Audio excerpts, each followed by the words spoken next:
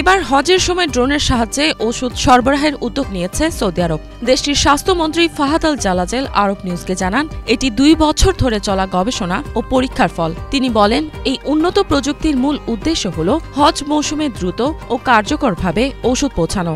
আগে যেখানে ওষুধ পৌঁছাতে গড়ে 90 মিনিট সময় লাগত, সেখানে এখন ড্রোন ব্যবহারে মাত্র 6 মিনিটেই তা সম্ভব হচ্ছে।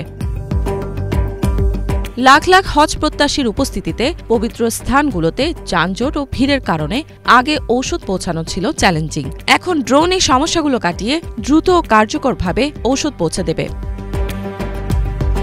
এই ড্রোনগুলোতে একটি বিশেষ ধরনের কুলিং সিস্টেম সংযুক্ত রয়েছে, যা উচ্চ তাপমাত্রার পরিবেশে কাজ করতে সক্ষম। আল জালাজেল জানিয়েছেন, গত 2 বছরে বিভিন্ন তাপমাত্রায় ব্যবহার করে এই প্রযুক্তির সফল পরীক্ষা সম্পন্ন করা হয়েছে। এই উদ্যোগটিও সৌদি ভিশন 2030-এর অন্তর্ভুক্ত, যার উদ্দেশ্য হল দেশের স্বাস্থ্যসেবা ব্যবস্থার আধুনিকায়ন ও ডিজিটাল প্রযুক্তিতে রূপান্তর। রোবোটিক সার্জারি, স্ট্রোক ব্যবস্থাপনা ও কৃত্রিম বুদ্ধিমত্তা ভিত্তিক স্বাস্থ্যসেবা চালু করে বিশ্বব্যাপী অনুপ্রেরণার উৎস হয়ে উঠছে সৌদি আরব।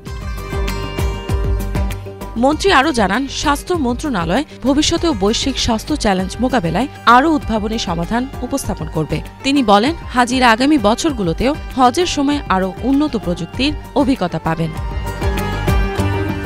এদিকে চলতি বছর হজ পালন করতে অনুমতি ছাড়া মক্কায় প্রবেশ করতে চাওয়া 2,69,000-এরও বেশি মানুষকে আটকানো হয়েছে বলে জানিয়েছে সৌদি কর্তৃপক্ষ।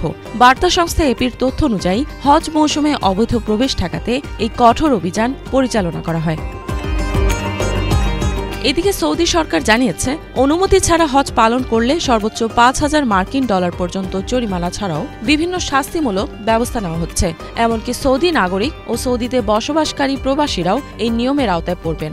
এছাড়া হজ সংক্রান্ত নিয়ম ভঙ্গের কারণে 23,000-এরও বেশি সৌদি বাসিন্দার বিরুদ্ধে ব্যবস্থা নেওয়া হয়েছে।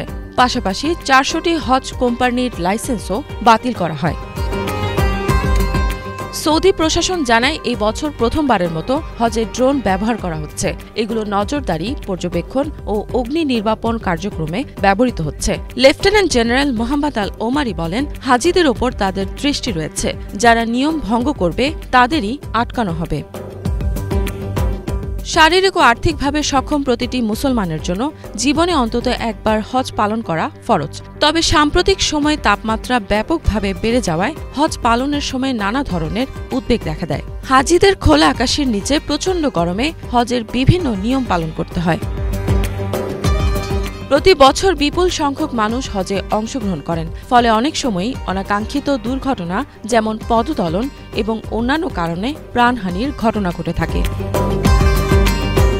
ইফাত জাহান, বাংলা ভিশন।